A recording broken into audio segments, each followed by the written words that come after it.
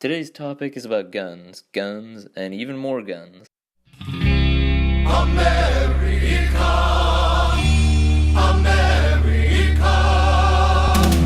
America. No.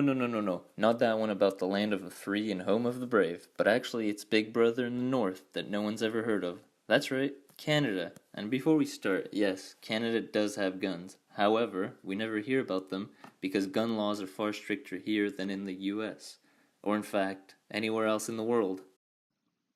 The gun issue that we are going to discuss today is Bill C-71.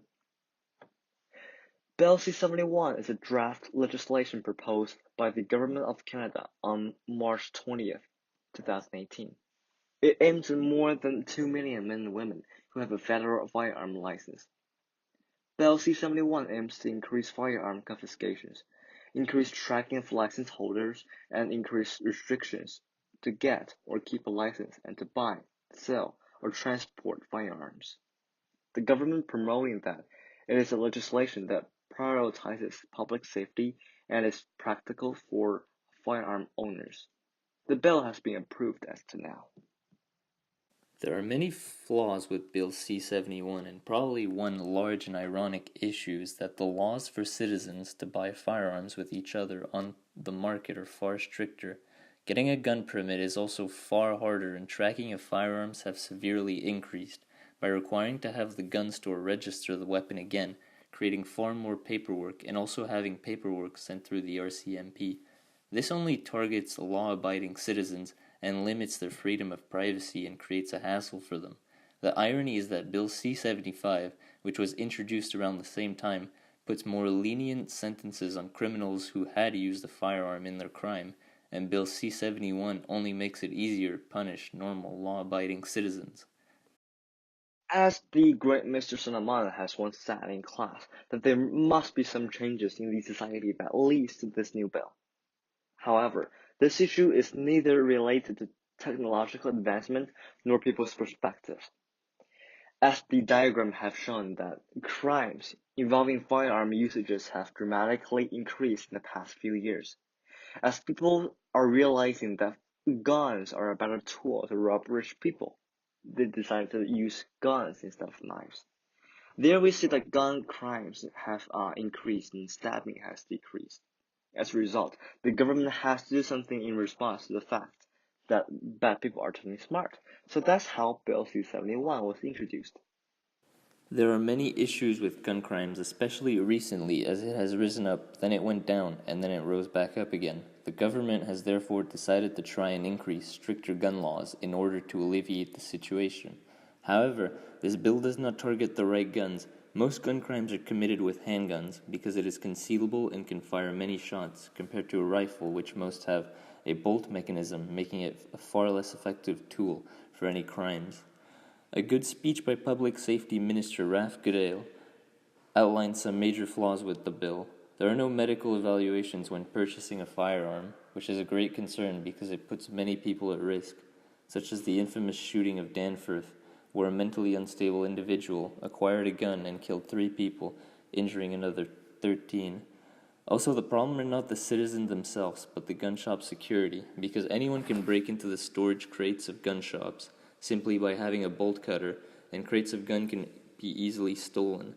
The bill fails to target serious gun issues and instead is presented as a good bill on paper. However, it does nothing but harm hunters and gun range shooters. Bill C-71 has raised a hot debate among the House of the Senate. On March 27th, 2018, the House has passed the time allocation for Bill C-71, an act to amend certain acts and regulations in relation to firearms. On March 28th, 2018, the House has passed the second reading of Bill C-71.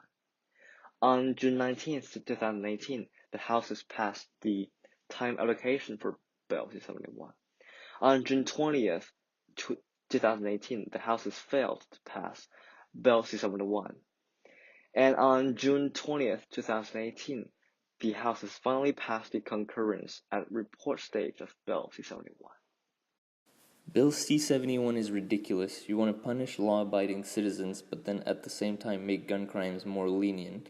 Also, you want to ban certain long-barreled rifles, such as the CZ, which have been around for decades because it is a few centimeters too long, not the fact that most gun crimes are committed with handguns again, and not long-barreled rifles, and that the statistics of people using knives are very close to gun crimes. However, we don't see any bans on knives or any sharp objects. No, of course not. Why? Because it would become crazy. I'm not for having guns freely open to anyone with a simple background check, such as in the US, but then again, the laws in Canada are very strict. They have shown great effects on gun homicides compared to the US, but there must be a line drawn that too much restriction is too much, which is why I think Bill C-71 will have no real impact on stopping illegal gun trafficking or homicides, and it is just a bill to annoy regular hunters and law-abiding citizens. This should be removed in my opinion. Well, Antoine, I disagree with you. My stance on this issue is that the introduction of Bill C-71 is the right decision. Why? Just look at this. When Donald Trump said, "We will make America great again," he did this. Okay, what does this even mean? That means war, or we want to fight you. As the peaceful neighbor of America, Canada can't stand the ugly post, and as a lot of anti-America or anti-Donald Trump extremists come to America, and using Canada as a bridge, gunfights in Canada have increased. We're living in a time that firearms should be treated exceptionally careful, since the ISIS attacks are becoming more and more frequent, and the world, especially the Middle East, has grown a strong anti-West wave. And also, I think controlling firearms is just a start to gradually decrease the number of the homicides.